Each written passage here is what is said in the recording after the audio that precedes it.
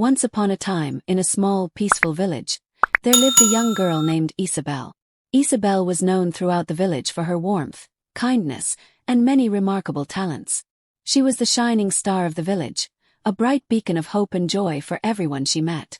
At school, she excelled in every subject, always at the top of her class. As the leader of the youth group, she encouraged her friends and fellow villagers to work together, inspiring them with her dedication and hard work. She also led the village girls' dance group, where her graceful moves left everyone in awe. Everyone in the village was proud of her. The king, who had watched her grow and admired her talents, decided to grant her a scholarship that would cover her entire secondary and university education. The villagers cheered for Isabelle, delighted to see one of their own achieve so much, and they loved her even more because she remained humble despite her many accolades. No matter how much she achieved, Isabelle always remained kind and generous to others. But there was one person who didn't share in the village's admiration for Isabelle: her stepsister Mary. Mary was beautiful, brilliant, and talented too. She was an excellent dancer and, like Isabelle, was quite intelligent at school. But no matter how hard she tried, she always seemed to be second to Isabelle. Whenever Mary danced, Isabelle's moves shone brighter. Whenever Mary answered a question in class, Isabelle's answer seemed to outshine hers. Mary could not understand why she could never be the star of the village. Her jealousy grew every day, and she began to resent her stepsister, thinking that Isabelle was somehow standing in the way of her own success. One day, as Mary sat alone in the backyard, her mind twisted with dark thoughts of envy, a shadow appeared before her. It was an old woman, dressed in black robes, with sharp, piercing eyes that gleamed in the fading light. The woman was an evil witch, and she had been watching Mary from afar. She knew of Mary's jealousy and saw an opportunity to exploit it.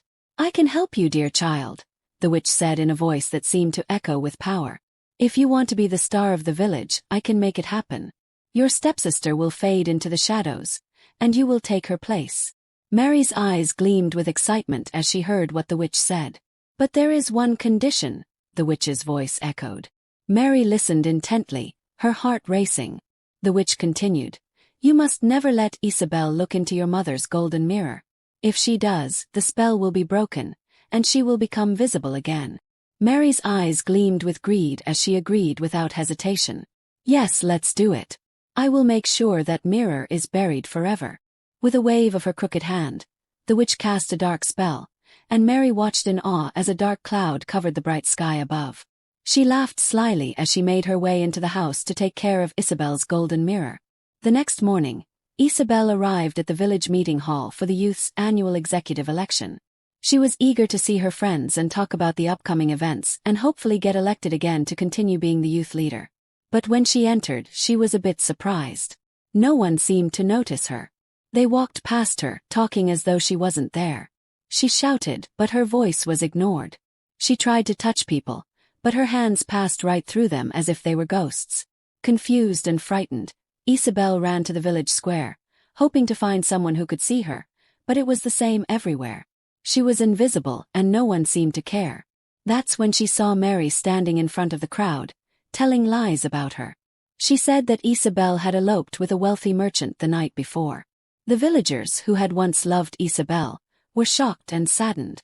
They started whispering among themselves, their trust in Isabelle fading away. Isabelle's heart broke as she realized what was happening. She ran back home, tears streaming down her face, desperate to see her reflection in the golden mirror her mother had given her. But when she reached her room, the mirror was gone. Panicked, she rushed to the village river, hoping to catch a glimpse of her reflection in the water.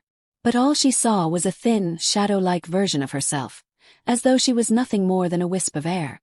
For weeks, Mary basked in her newfound glory. She became the new youth leader and grew arrogant and selfish. The villagers, however, began to see her true nature. She was not the warm, kind-hearted person that Isabelle had been. Mary's cruelty began to show, and the people of the village started to grow wary of her. One day, Isabelle wandered into the forest, lost and alone. She yearned for someone to talk to, someone who could see her, who could understand her pain. It was there, in the quiet solitude of the woods, that she met an old man. His face was lined with age, but his eyes sparkled with wisdom. The old man could see Isabelle, even though she was invisible. He smiled warmly and greeted her as if nothing was amiss. "Who are you?" Isabel asked, astonished that someone could see her. "I'm just an old man who has seen many things," he replied with a knowing smile. "And I can see you, child." Over the following days, Isabel visited the old man in the forest. He was the only one who could see her, and he listened to her every word with kindness and patience. One day he told her, "There is a way to break the spell, but you must find your mother's golden mirror. It is the only way to reverse what has been done." Isabel's heart lifted at the thought of the mirror, but she was still invisible and couldn't touch anything. How could she possibly find it? Then one night, as Isabel wandered back home, she saw Mary covering a heap of grass in their backyard. Her curiosity piqued. Isabel followed up on her stepsister's actions and led the old man to the spot the next day. Together they uncovered the heap of grass, and there, shining in the dirt, was the golden mirror. Isabel's hands trembled with excitement as she gazed into the mirror, and as soon as she did, the spell was broken. Isabel became visible again, her beautiful form returning to its full glory. She could feel herself again, real, solid, and whole. With tears of gratitude in her eyes, Isabel thanked the old man as he disappeared into thin air, leaving her shocked to her bones. Isabel, overjoyed, went into her room. Feeling the furniture with her hands, she made up her mind to expose what her stepsister had done to her. She rushed to the village hall, where the other girls were practicing for the village bounty festival. When they saw her, they gasped in shock and joy. Mary, standing in the corner, could hardly believe her eyes. Isabel stepped forward and told the villagers the truth of what had happened. She explained how Mary, out of jealousy, had used dark magic to make her invisible and ruin her reputation. The villagers were stunned, and word of Mary's betrayal spread like wildfire through the village.